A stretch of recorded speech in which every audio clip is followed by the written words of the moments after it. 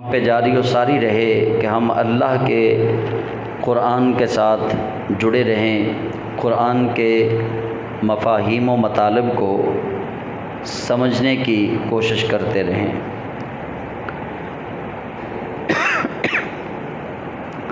جمعۃ المبارک کے خطبات میں تفسیر قرآن کا جو سلسلہ شروع کیا، اس میں ہم سورۃ المائدہ کی آیت نمبر 31 تک سبق پڑھ چکے۔ پچھلی آیات میں جو ہم نے سبق پڑھا اس کے اندر واقعہ قابیل و حابیل تھا کہ انہوں نے کس بات پر ایک نے دوسرے کو قتل کیا اور دوسرے نے آگے سے کیا جواب دیا۔ اور پھر ان آیات میں ہم نے آیت نمبر 27 سے لے کر آیت نمبر 31 تک ان آیات میں ہم نے یہ پڑھا کہ قابیل قتل کرنے کے بعد پریشان تھا اور اپنے بھائی کی لاش کو اٹھائے پھرتا رہا۔ پھر ایک کوہ آیا اور کوے نے آ کر اس کو دفن کرنے کا اللہ کے حکم سے طریقہ و سلیقہ سکھایا۔ اور آج کی آیت نمبر 32 سے جو ہم سبق شروع کر رہے ہیں، اس میں اسی سے ریلیٹڈ آج کا سبق ہے ہمارا کہ اللہ کریم جل جلالہ آیت نمبر 32 میں ایک انسانی جان کی قیمت بیان فرما رہا ہے۔ رب ذوالجلال نے فرمایا کہ من اجل ذالک کتبنا علی بنی اسرائیل،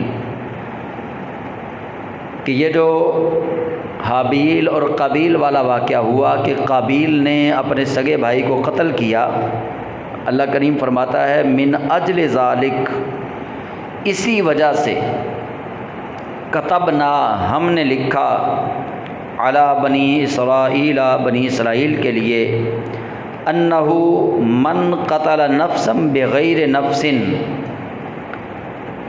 اگر کوئی شخص کسی کو جان کے بدلے کے بغیر قتل کرے، ایک تو ہے قصاص کا بدلہ، قتل کا بدلہ قتل، یہ قصاص ہے، قصاص کی بات یہاں پہ نہیں ہو رہی، بغیر کسی قصور کے اگر کوئی کسی شخص کو قتل کرے۔ اب اسلام کی خوبصورتی دیکھیے، اللہ کا رحمان ہونا دیکھیے کہ اللہ نے یہاں پہ بندہ مسلم کے خون کی بات نہیں کی۔ اللہ نے یہ نہیں فرمایا کہ جو شخص مسلمان کو قتل کرے، نہیں، فرمایا من قتل نفسا بغیر نفس، کسی جان کو کوئی شخص بغیر قصور کے قتل کرے، او فساد فی الارض، یا زمین میں فساد پھیلانے کے لیے قتل کرے، جیسے امریکہ، اسرائیل، انڈیا، یہ زمین کے اندر فساد پھیلانے کے لیے، اپنے آپ کو بڑا چودھری بنانے کے لیے یہ قتل و غارت گری کر رہے ہیں، تو اللہ کریم جل جلالہ فرماتا ہے فَكَأَنَّمَا قَتَلَ النَّاسَ جَمِيعًا، جو ایک شخص کو بغیر قصور کے قتل کرے یا زمین میں فساد پھیلانے کے لیے قتل کرے، رب فرماتا ہے اس نے ایک جان کو نہیں مارا، اس نے پوری کائنات کے انسانوں کو مار دیا، اس نے انسانیت کا قتل کیا ہے۔ اب بھی اگر کوئی اسلام دشمن ملحد یا سیکولر، اگر کوئی اسلام کا دشمن اسلام پر ضربیں لگائے، اسلام کو متنازع بنائے، اسلام کے متعلق یہ کہے کہ اسلام نے امراء کے لیے اور دین رکھا، غریبوں کے لیے اور دین بنایا، اگر کوئی غیر مسلم، اگر کوئی ملحد بے دین، اگر کوئی سیکولر یہ سوچ رکھتا ہے، تو اسے ہم یہ دعوت دیں گے کہ تمہاری سوچ غلط، تمہارا نظریہ ٹوٹلی غلط، قرآن ہمارا پڑھو اور پھر دیکھو کہ ہمارے قرآن کے اندر تعلیمات کیا ہیں۔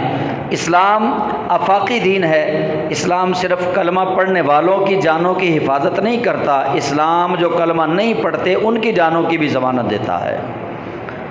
اسی لیے تو اسلام کو آفاقی دین کہتے ہیں، اسی لیے تو اسلام کو عالمی دین کہتے ہیں، کہ اس کے اندر کسی غیر مسلم کو ایک کانٹا چبھونے کے برابر بھی تکلیف دینے کا تصور نہیں کیا جا سکتا۔ اگر یہ تصور ہوتا تو اللہ کریم جل جلالہ کبھی یہ نہ فرماتا کہ جو شخص کسی ایک بندے کو بغیر قصور کے قتل کرے اس کا گویا کہ اس نے پورے انسانوں کو قتل کر دیا، تمام انسانوں کو مار دیا۔ اور پھر اگلی بات اللہ کریم نے بہت ہی خوبصورت بیان فرمائی۔ اللہ فرماتا ہے ومن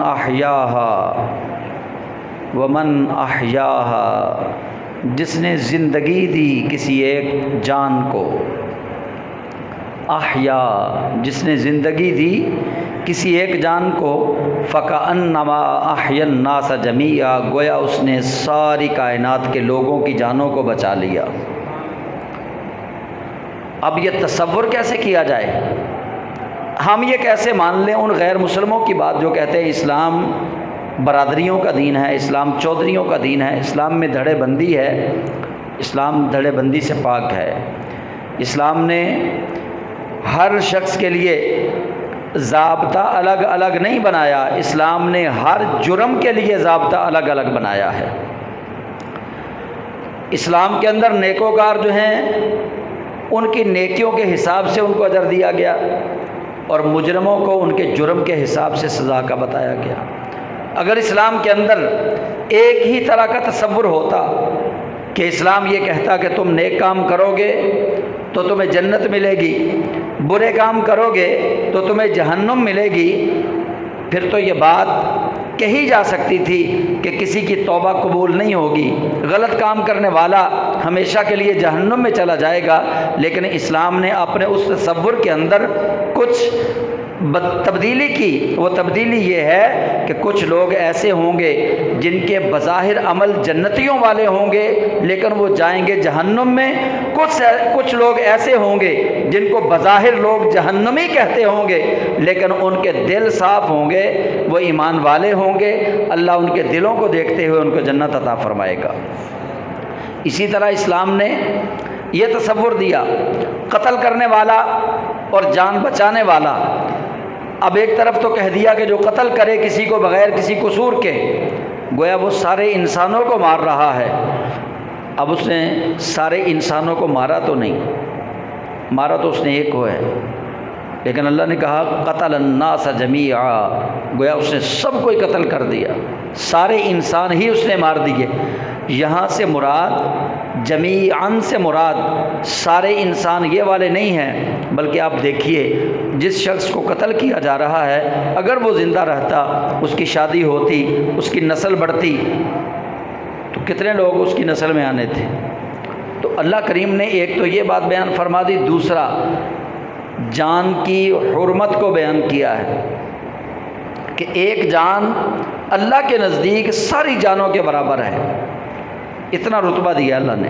اور ومن احیاہا، جو جان بچائے کسی ایک روح کی، کسی ایک نفس کی، فکأنما احیا الناس جمیعا، تو گویا اس نے تمام لوگوں کو بچا لیا۔ اب یہاں پہ ہم تھوڑی سی توجہ کریں گے قرآن کو سمجھنے کے لیے، عقیدے کو سمجھنے کے لیے۔ اب دیکھیے اللہ کریم جل جلالہ نے دو باتیں ذکر کی ہیں، ایک بات کی ہے قتل کی، ایک بات کی ہے جان بچانے کی۔ حالانکہ ہم سارے جانتے ہیں کہ زندگی دینے والا بھی اللہ ہے، موت دینے والا بھی اللہ ہے، لیکن اللہ کریم نے یہاں لوگوں کی طرف دونوں چیزوں کی نسبت کر دی کہ بندہ ہی قتل کرے گا، بندہ ہی زندگی بچائے گا۔ کیسے کہا اللہ نے؟ رب فرماتا ہے من، جو شخص قتلا، مارے گا، قتل کرے گا، نفسن، کسی جان کو، بغیر نفسن، جان کے بغیر، بدلے کے بغیر۔ یہاں پہ کہا من قتلا، اور اگلی آیت میں کہا ومن احیاہا، جو بچائے، زندگی دے۔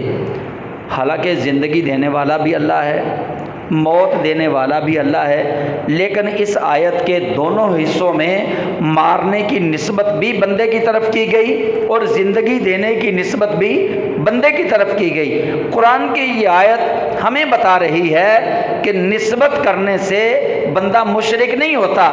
بعض دفعہ بندہ وہ کام کرتا ہے جو کام اللہ کی طرف بھی منسوب ہے بندے کی طرف بھی منسوب ہے، ایک کام کا اللہ کے لیے منسوب ہو جانا پھر وہی کام بندے کی طرف منسوب ہو جانا، یہ شرک کی علامت نہیں۔ اگر یہ کام شرک کی علامت ہوتا تو رب ذوالجلال کبھی بھی مارنے کی اور زندہ کرنے کی نسبت اپنے بندوں کی طرف نہ کرتا۔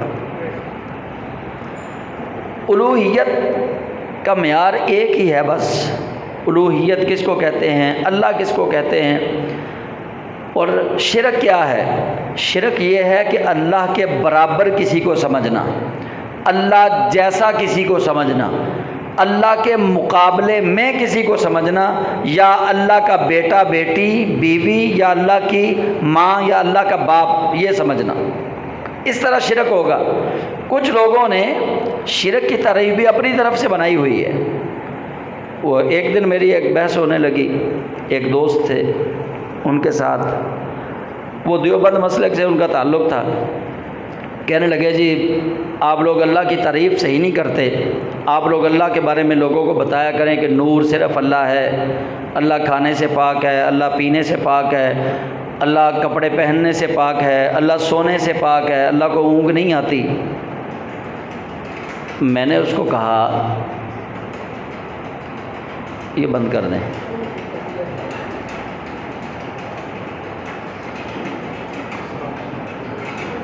اللہم صلی علی سیدنا مولانا محمد وعلی آل سیدنا مولانا محمد مبارک وسلم صلی علیہ۔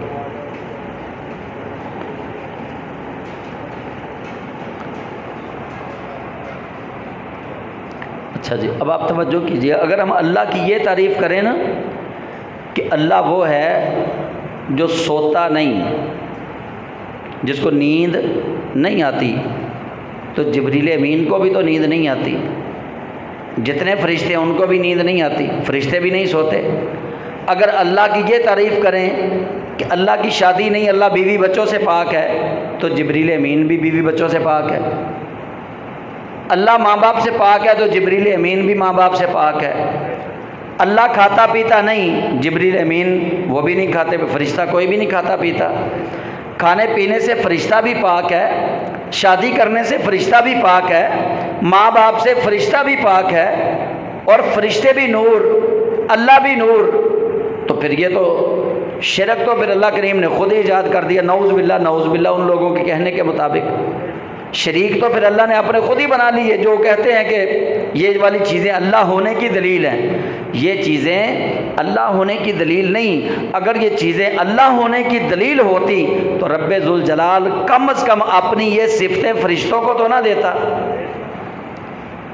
پھر یہ فرشتوں کو صفات نہ ملتی۔ اللہ بھی سونے سے پاک، کھانے سے پاک، پینے سے پاک، شادی سے پاک، ماں باپ سے پاک، فرشتے بھی سارے ان صفات سے متصف ہیں۔ پتہ چلا کہ اللہ کی جو ڈیفینیشن ہے وہ یہ نہیں کہ ہم اللہ کو ایسے کہتے پھرے جی اللہ نور ہے۔ بھئی اللہ نور ہے تو جبریل بھی تو نور ہے۔ اللہ وہ ہے جس کے ساتھ عبادت میں کسی کو شریک نہیں کیا جا سکتا، وہ عبادت میں تنہا ہے۔ جبریل کو اللہ نے بنایا، اللہ کو کسی نے نہیں بنایا۔ اللہ قدیم ہے۔ ایک چیز ہوتی ہے حادث، الف ہا دال اور سے، حادث۔ حادث اس چیز کو کہتے ہیں جو پہلے نہ ہو پھر وجود میں آئے اور پھر وہ مٹ جائے، ختم ہو جائے۔ اور ایک چیز ہوتی ہے قدیم۔ قدیم وہ ہے جو ازل سے ہو، جس کا کسی کو نہ پتہ ہو۔ تو اللہ کی ذات قدیم ہے، اللہ قدیم ہے۔ کب سے ہے ہمیں نہیں پتہ، کسی کو نہیں پتہ اللہ کب سے ہے۔ تو اس لیے شرک نہیں ہوتا اگر کوئی نسبت کسی چیز کی طرف کر دی جائے نا کہ فلاں مارتا ہے، اس نے مار دیا، فلاں زندہ کرتا ہے، تو اس یہ کہنے سے شرک لازم نہیں آئے گا۔ کچھ لوگوں کے ذہنوں میں بس یہ بات اٹکی ہوتی ہے، لو جی تسی کہہ دیتا فلاں بابے نے دعا کی تھی تو بندہ بچ گیا، غوث پاک نے بچایا، فلاں نے بچایا، فلاں نے بچایا۔ یہ کیسے ہو سکتا ہے؟ بچانا تو اللہ کا کام ہے، لیکن اللہ کا قرآن کہتا ہے، سورہ مائدہ ہے آیت نمبر 32 ہے، رب فرماتا ہے وَمَنْ أَحْيَاهَا فَكَأَنَّمَا أَحْيَا النَّاسَ جَمِيعًا۔ اللہ کہتا ہے جس نے کسی ایک کو زندگی بخشی، اس نے سارے انسانوں کو زندگی بخشی۔ اللہ خود نسبت بندوں کی طرف فرما رہا ہے۔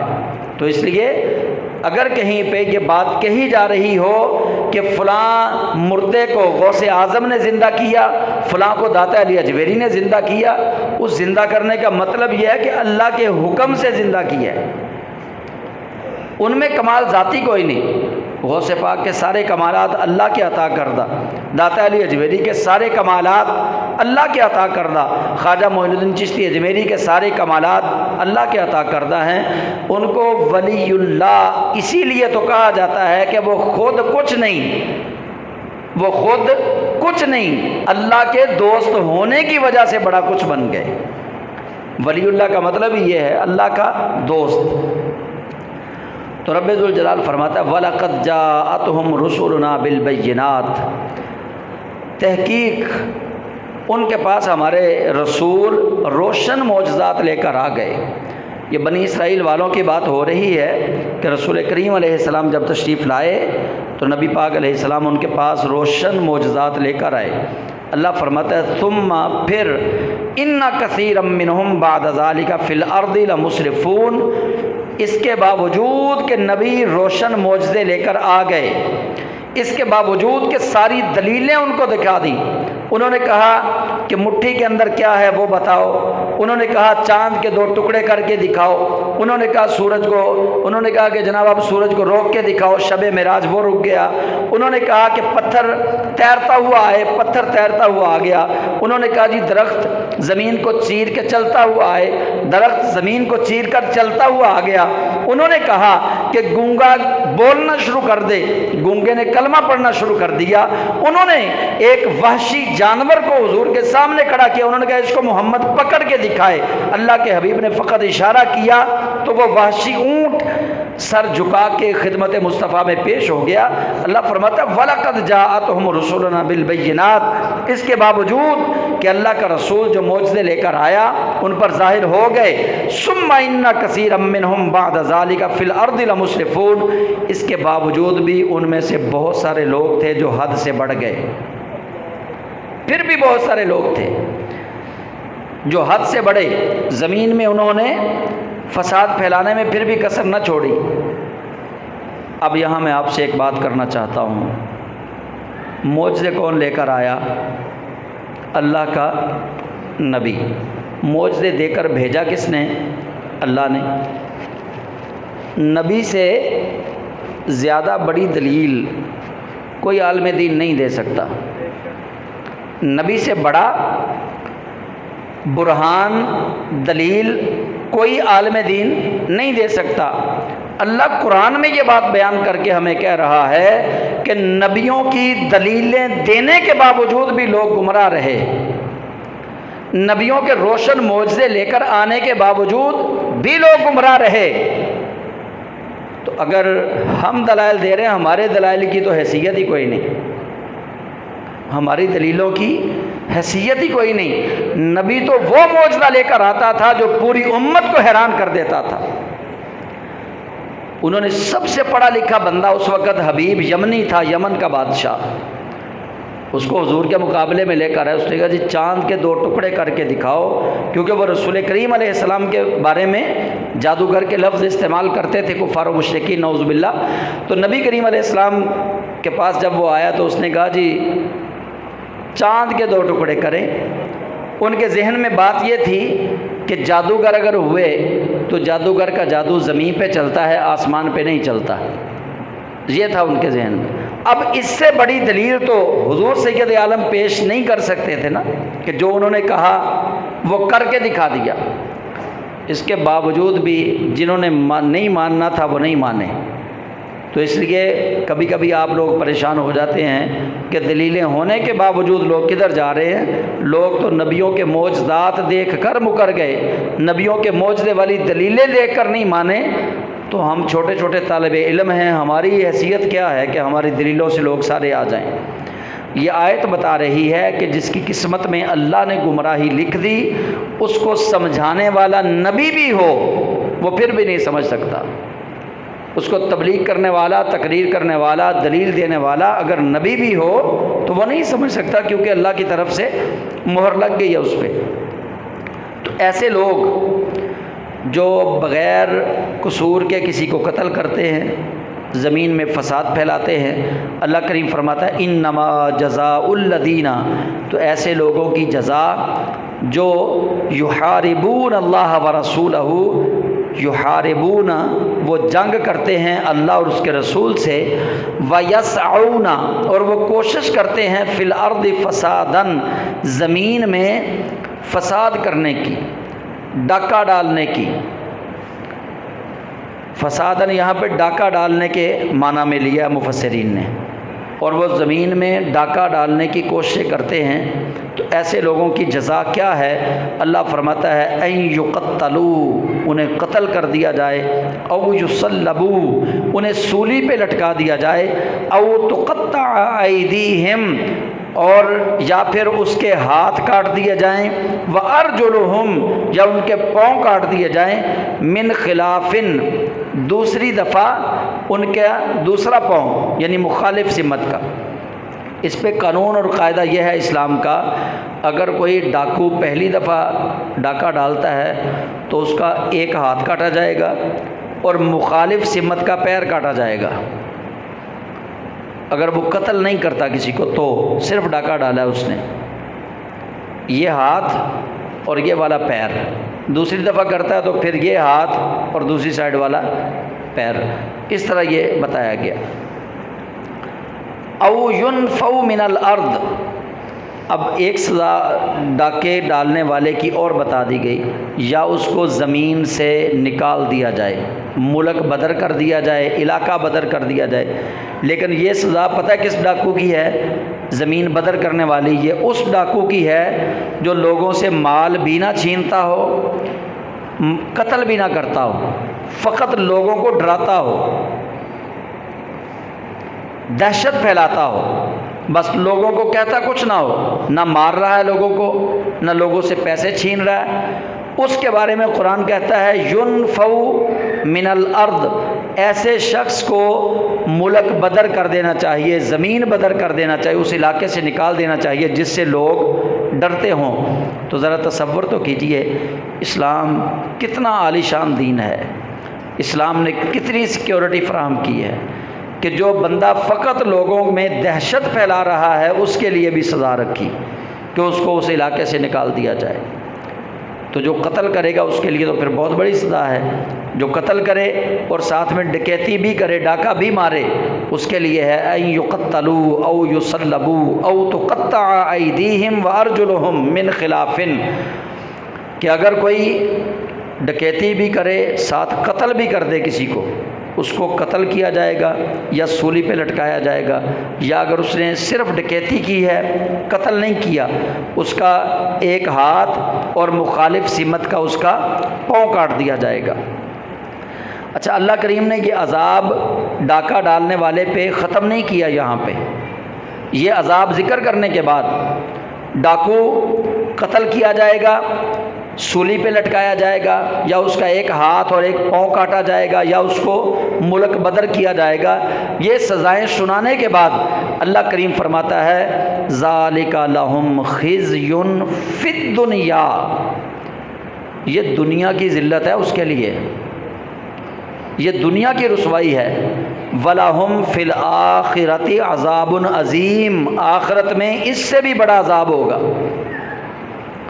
اگر وہ ڈاکو توبہ نہیں کرتا، ایسے ہی مر جاتا ہے، دنیا میں تو جو رسوائی اس کے مقدر میں تھی اس کو مل گئی، یا وہ پکڑا گیا اس کو سولی پہ لٹکا دیا گیا، اس کا جتنا قصور تھا سزا دے دی گئی۔ اللہ کریم فرماتا ہے یہ تو ابھی وہ دنیا میں ذلیل ہوا ہے، یہ تو دنیا کی رسوائی تھی۔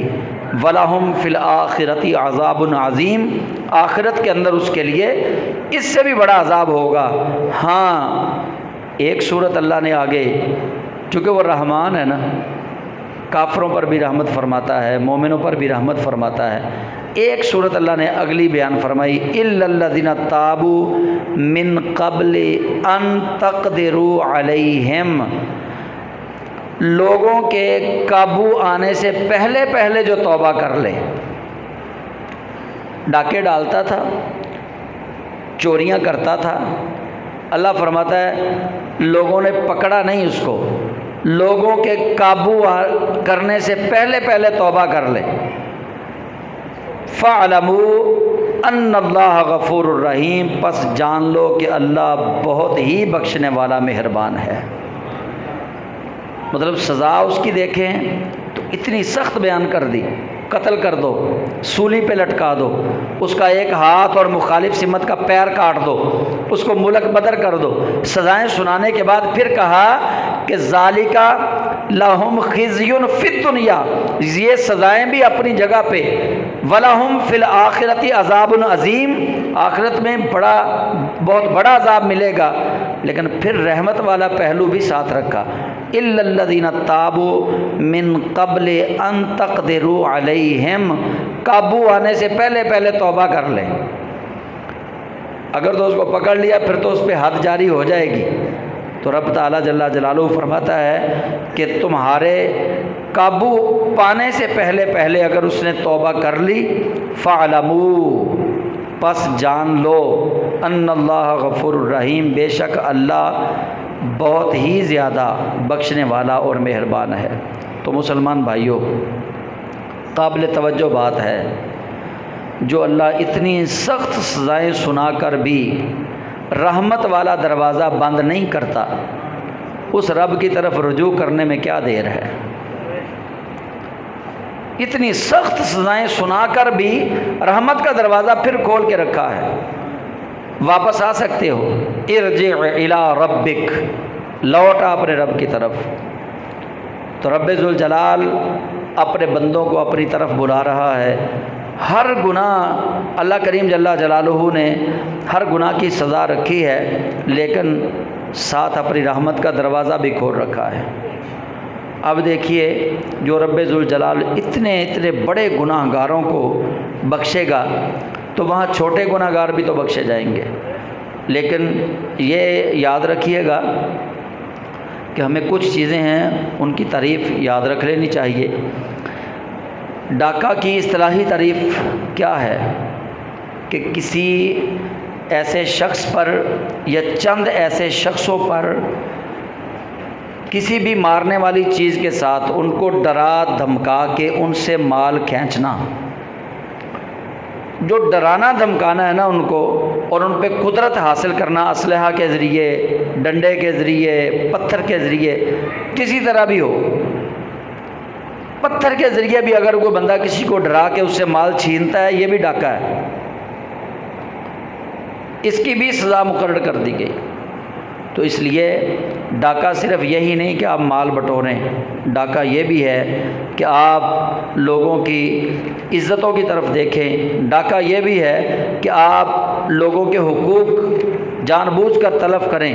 اور بہت سارے ایسے لوگ ہیں کہ جنہیں پتہ بھی ہے قرآن کی آیتوں کا کہ اللہ بڑا عذاب دینے والا ہے، اس کے باوجود وہ یتیم بچوں کو ڈرا دھمکا کے، یا غریب لوگوں کو ڈرا دھمکا کے، یا بوڑھے ماں باپ کو ڈرا دھمکا کے ان سے پیسے نکلوا لیتے، یہ بھی ڈاکہ ہے۔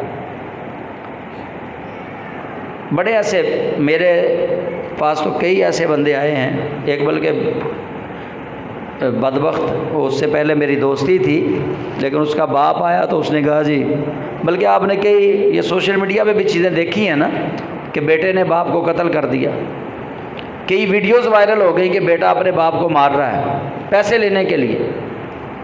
تو یہ پریکٹیکلی لائف میں میرا ایک دوست تھا، اس نے واقعتاً، مطلب میں گواہ ہوں کہ اس نے اپنے باپ کے تھپڑ مارے، اپنے باپ کو مارا کہ یہ پیسے نہیں دے رہا، اس کے پاس پیسے ہوتے ہیں۔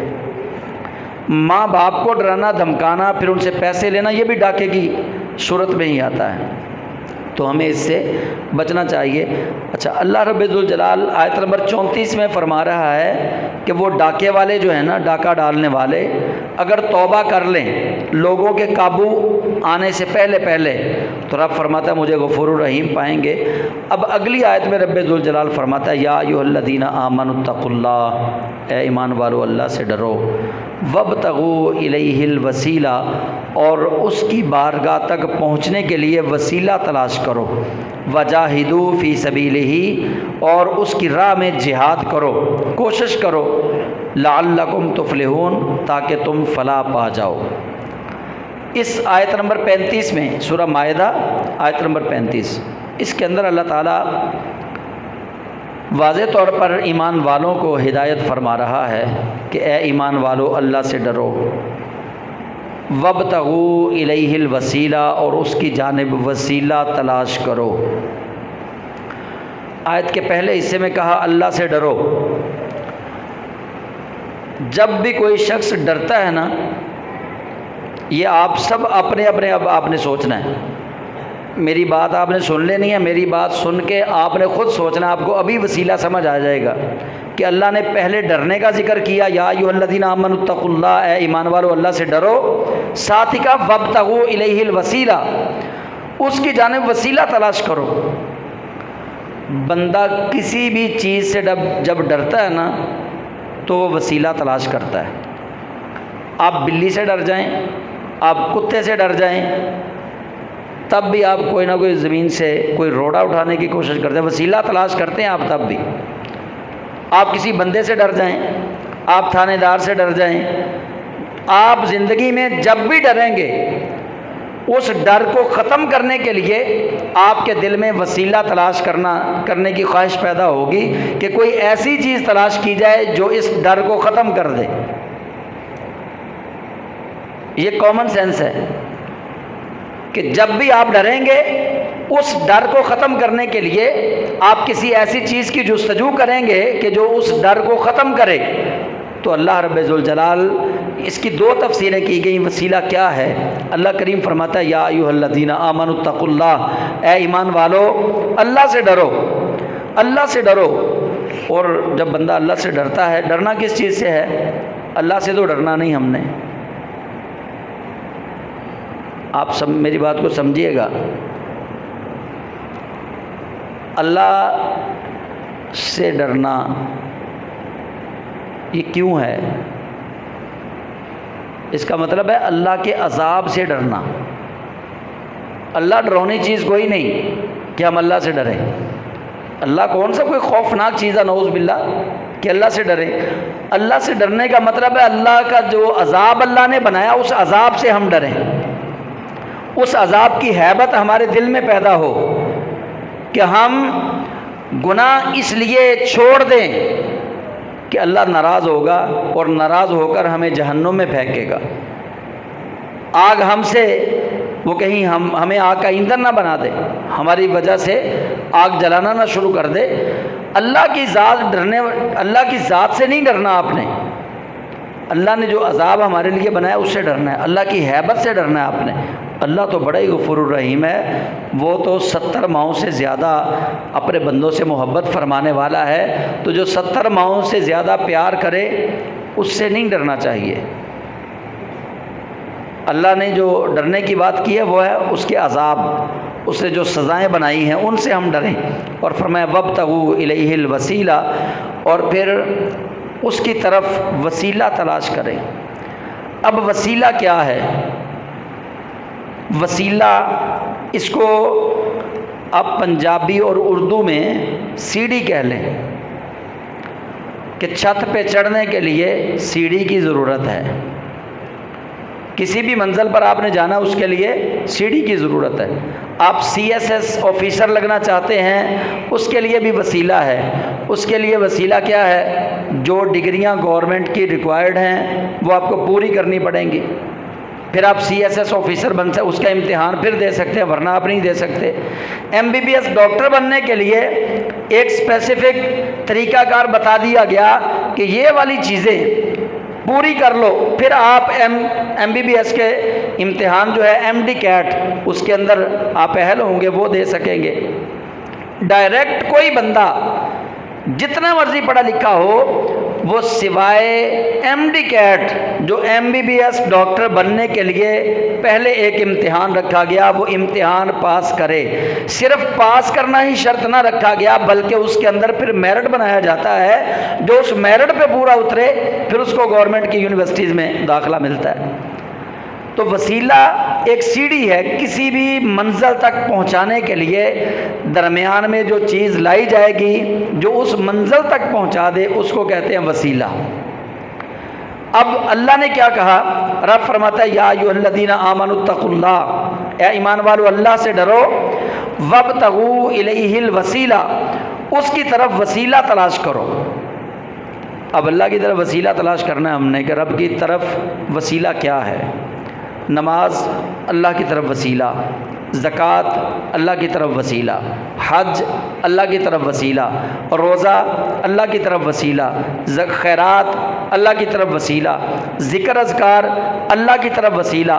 یہ ساری چیزیں وسیلہ کے ضمن میں ہیں کہ یہ وہ ساری چیزیں ہیں جن سے اللہ کا قرب ملتا ہے۔ لیکن یہ ساری چیزیں ایک بندے کے پاس ہوں، نماز بھی ہو 5 وقت کی، رمضان کے ہر سال روزے بھی رکھتا ہو، حج بھی استطاعت ہے تو کرتا ہو، زکوٰۃ بھی اگر صاحب نصاب ہے تو دیتا ہو، لوگوں کے ساتھ اس کے معاملات بہت اچھے ہیں، لیکن وہ سب سے بڑا وسیلہ رسول کریم علیہ السلام کا منکر ہے، تو اس کی یہ ساری چیزیں بیکار ہیں۔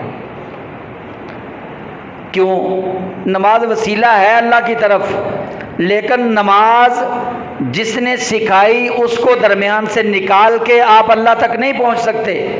زکوٰۃ وسیلہ ہے اللہ تک پہنچانے کا، لیکن جس نبی نے زکوٰۃ کا طریقہ بتا دیا، زکوٰۃ کے مسائل سکھا دیے، زکوٰۃ کے مستحقین بتا دیے، اس نبی کو درمیان سے نکال کر اگر آپ یہ کہیں کہ میں زکوٰۃ کو وسیلہ بنا کے اللہ تک پہنچنا چاہتا ہوں، اللہ کی عزت کی قسم ہے، قرآن کا ہرگز یہ معنی نہیں کہ یہ عبادتیں آپ کو ڈائریکٹ اللہ تک پہنچائیں گی۔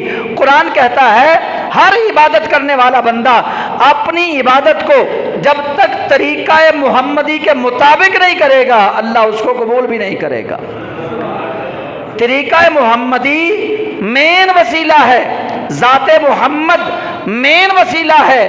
نماز، روزہ، حج، زکوٰۃ، صدقات، خیرات، یہ ساری چیزیں بعد میں ہیں۔ کیوں بعد میں ہیں؟ کہ اللہ نے قرآن نازل محمد کے دل پہ کیا ہے، آپ کے دل پہ نہیں کیا۔ قرآن کسی پہاڑ پہ نہیں اترا، نماز کا حکم کسی پہاڑ پہ لکھا نہیں گیا، زکوٰۃ کا حکم کسی صحابی کے ہاتھ میں کاغذ کے ذریعے نہیں دیا گیا، حج کا طریقہ کسی صحابی کو لکھ کے اللہ کی طرف سے نہیں آ گیا۔ صحابہ کو جتنا بھی دین ملا، جتنی بھی نمازیں ملی، ہر صحابی کا ایک ہی نظریہ ہے کہ وہ نمازیں بوسیلہ مصطفیٰ ملی ہیں، وہ زکوٰۃ بوسیلہ مصطفیٰ ملی ہے۔ آپ نے حدیبیہ کا منظرنامہ نہیں دیکھا کہ حدیبیہ کے موقع پہ جب حضرت عثمان غنی رضی اللہ تعالیٰ عنہ آپ خانہ کعبہ چلے گئے رسول کریم علیہ السلام کے فرمانے پر، اور خانہ کعبہ گئے کس حالت میں؟ احرام کی حالت میں۔ اور جو لوگ حج کر کے آئے ہیں، جو عمرہ کر کے آئے ہیں، جو علم رکھتے ہیں، انہیں پتہ ہے احرام کی حالت میں جو بندہ خانہ کعبہ تک پہنچ جائے اس بندے پر واجب ہے کہ وہ عمرہ کرے، طواف کعبہ کرے۔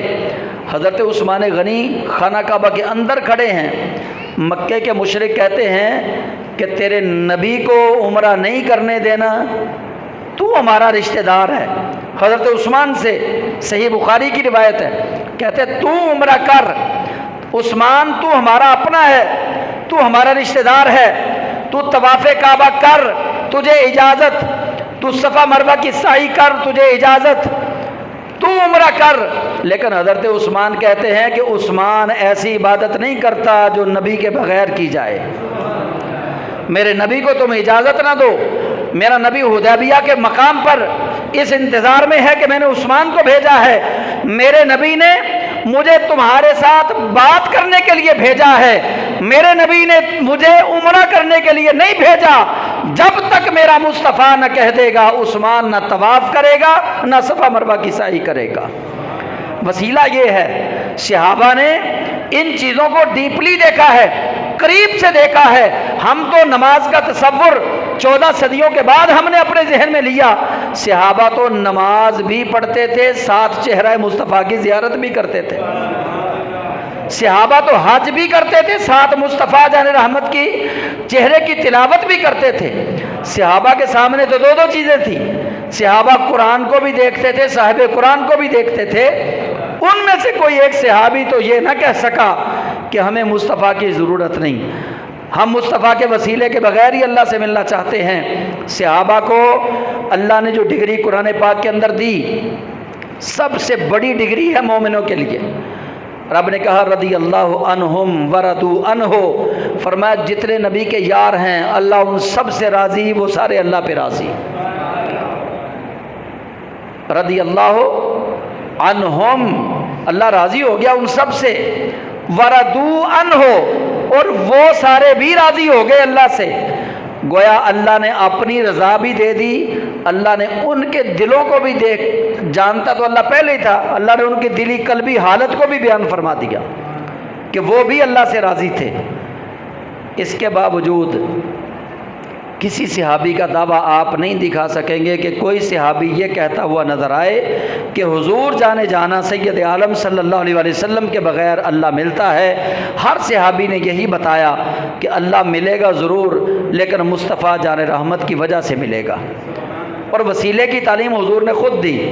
ایک صحابی نبی کریم علیہ السلام کی بارگاہ میں آئے، بڑی مشہور حدیث ہے، آپ نے پہلے بھی سن رکھی ہے۔ انہوں نے آ کے کہا یا رسول اللہ صلی اللہ علیہ وسلم، آنکھوں سے نابینا ہوں، آنکھوں کی بینائی میری کوئی نہیں، گھر سے نماز پڑھنے کے لیے آتا ہوں، کبھی کپڑے راستے میں خراب ہو جاتے ہیں، پھر گھر والے مجھے بولتے ہیں، اور میرا دل یہ کرتا ہے کہ آپ کے پیچھے آ کے نماز ادا کروں۔ نبی کریم علیہ السلام نے فرمایا اٹھ جا کے وضو کر۔ انہوں نے وضو کیا، جب وضو کر کے آ گئے تو حضور نے فرمایا کہ اب 2 رکعت نماز پڑھو۔ 2 رکعت نماز پڑھی، پھر کہا اب مانگو دعا۔ انہوں نے دعا مانگی۔ رسول کریم علیہ السلام نے فرمایا جیسے جیسے میں کہوں گا ویسے ویسے کہتے جانا۔ خود دعا کی تعلیم دی۔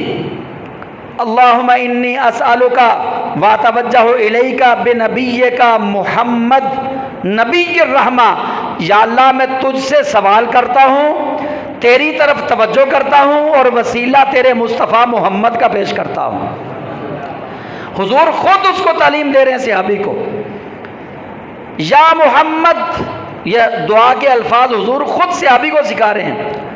انی قد توجہت بکا، اے اللہ کے رسول میں آپ کی طرف توجہ کر کے کہہ رہا ہوں، الی ربی، اپنے رب کی طرف، فی حاجتی، اس حاجت میں، ہی اس حاجت میں اپنے رب کی طرف آپ کو وسیلہ بنا کے دعا کر رہا ہوں کہ اللہ میری آنکھوں کی بینائی واپس لوٹا دے۔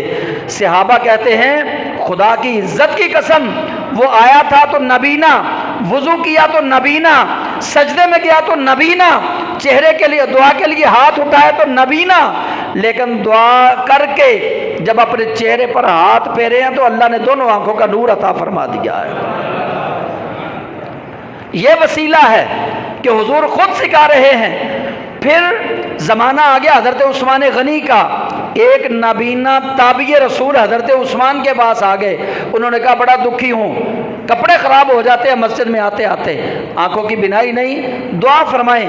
حضرت عثمان غنی نے کہا دعا تو مصطفیٰ سکھا کے چلے گئے، آؤ میں تمہیں پڑھاتا ہوں، وہی دعا مانگو جو نبی کریم علیہ السلام نے سکھائی تھی۔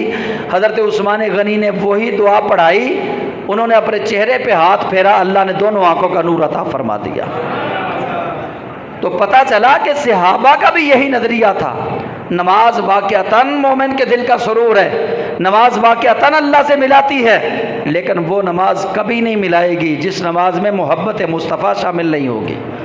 تو اس لیے نماز کا وسیلہ، قرآن کا وسیلہ، زکوٰۃ کا وسیلہ، حج کا وسیلہ، خیرات کا وسیلہ، سارے وسیلے اپنی جگہ پہ، لیکن جس نبی نے یہ سارے وسیلے سکھائے ہیں اس نبی کی محبت پہلے اپنے دل میں پیدا کرنی پڑے گی۔ تو اس لیے اللہ کریم جل جلالہ کہ حضور ہر وقت سجدہ ریز رہا کریں، اللہ سے دعا مانگتے رہا کریں اپنی ہر دعا میں۔ بلکہ شیخ سعدی رحمۃ اللہ علیہ، اچھا پرانے بزرگوں کا حوالہ صرف اس لیے دیا جاتا ہے کہ یہ فرقہ واریت اب کی ایجاد ہے، پرانے بزرگوں کے عقیدے بڑے پکے تھے۔ شیخ سعدی رحمۃ اللہ علیہ فرماتے ہیں کہ اگر تم چاہتے ہو کہ اللہ تمہاری دعا کبھی رد نہ کرے تو دعا کے آخر میں یہ کہا کرو، خدایا بحق بنی فاطمہ کہ برقول ایما کنی خاتمہ، اے اللہ فاطمہ کے بچوں کا واسطہ دے کے تجھ سے دعا مانگ رہا ہوں۔